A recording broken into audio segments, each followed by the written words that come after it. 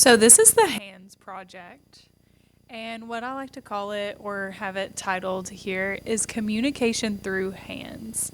Now you guys have spent a lot of time working on hands and practicing hands in Google Classroom. And now you guys are going to be expected to draw two hands communicating in some way. And I'll explain more about that here in just a second. But you guys are going to create a drawing of two hands using alcohol markers. And you will actually watch an alcohol marker video. I think I have it scheduled for tomorrow. And the video is kind of cheesy, not going to lie, but it is very informative. It's great. So make sure you pay attention to that very closely. So anyway, I'm going to move on to the next slide. So when I say communicating hands, your hands need to be doing something. Now, your hands could be interacting with like yourself or someone else. They could be doing a certain task. Same thing, you could be holding hands or grabbing someone else's hand. Also, your hands don't have to be super realistic. You can go more in a surrealistic route, meaning you can make it unreal. So for instance, over here, we have this melting hand. As long as you have a good anatomy structure of the hand, or hands, I should say, that's really what I'm looking for. So it's okay if it's melting. Same with this one. This one kind of looks like it's evaporating a little bit. And then same with this one. So you can incorporate different elements. And also, with your hands, they don't have to stay skin tone. So if you want to create some rainbow hands, or in this example that we just looked at, blue and purple hands, that works too.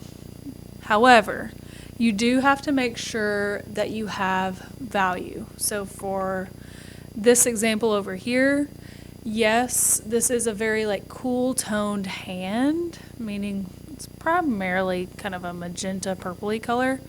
But in the dark values, they've added like that dark blue and dark purple. Same with those highlights, it's a light pink. Even with these guys over here, we have this yellow hand. I can move this video out of the way. We have this yellow hand, but it has dark values, so using some red and orange. So make sure when you go to draw your hand and color it in alcohol markers that you're still incorporating value. It's not just a flat color.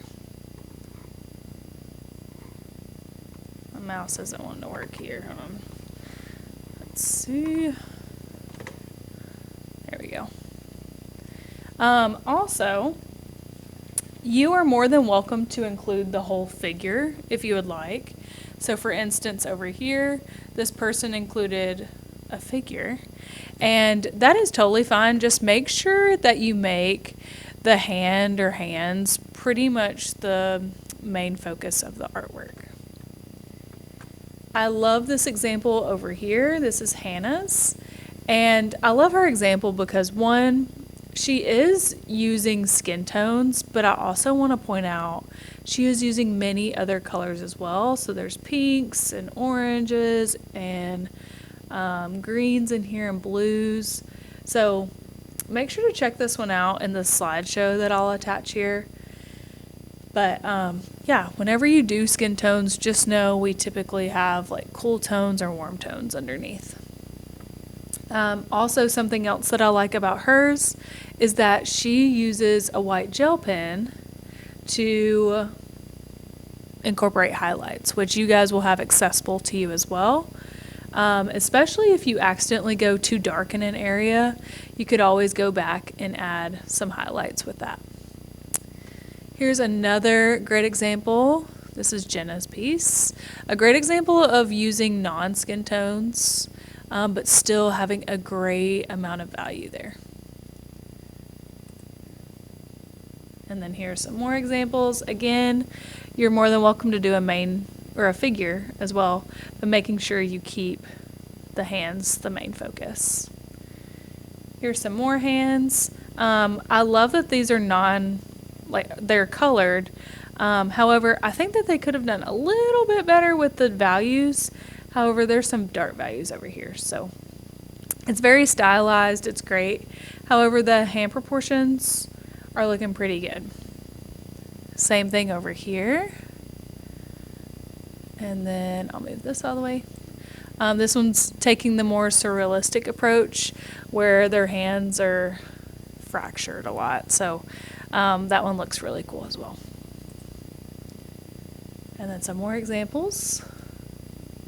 So again, you could have your hands interacting with something else.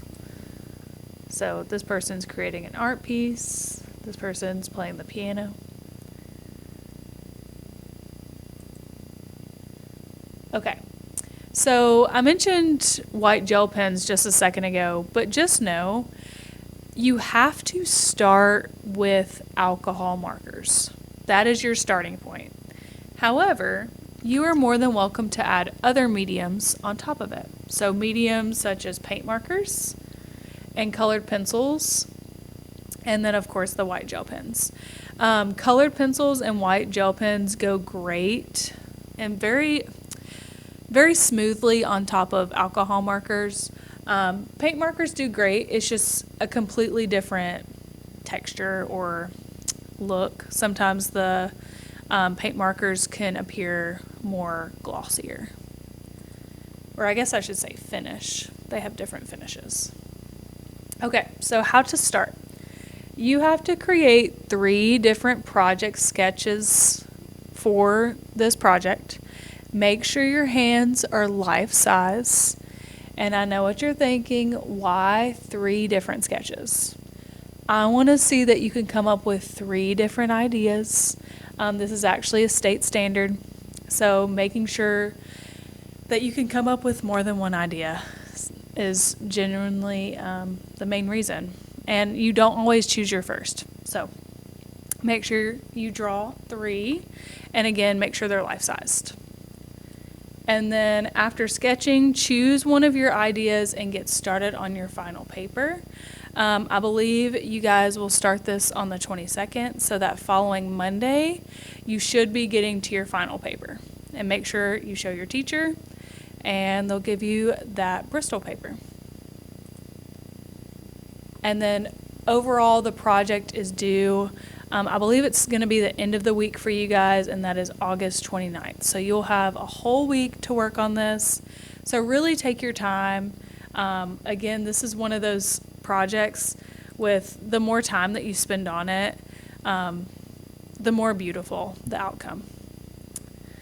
So let me actually talk about a couple more things. First one, I guess since I already have it up here, is you guys will be working on Bristol paper. This is what I have here. And this is a great option for working with alcohol markers. So if you ever want to pursue alcohol markers outside of the classroom, I highly recommend Bristol paper. I believe that this is even mentioned in the video you'll watch tomorrow about alcohol markers. Speaking of alcohol markers, that video is going to cover a lot. However, I just want to talk about a couple things. First one being, I know this is obvious, but please, please, please make sure you put the caps on these all the way, okay? Just because they quickly dry out, and it's really easy to leave a marker like this and then go put it back in the box, and then it dries it out and it ruins it. Okay, so make sure you have the caps on nice and closed. Okay, and then the next thing is the brush tip is probably my favorite, the one I would probably recommend the most. Now, a lot of our markers have the brush tip, and then we have the chisel tip. Now, there's a couple that have like a smaller detail end, and that works great for small details. But anyway, definitely recommend the brush, especially for blending, and then the chisel for large surface areas. But you guys will watch a video tomorrow talking about how to use these, how to blend them, and so forth. But anyway, that is the hand project, and I am very excited to see how these turned out.